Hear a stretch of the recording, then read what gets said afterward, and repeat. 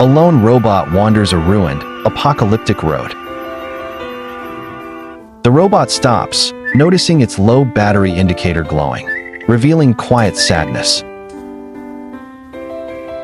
The robot searches through scrap metal for spare batteries.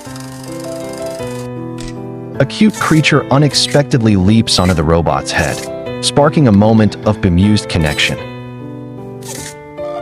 The robot and creature explore the silent, desolate road together.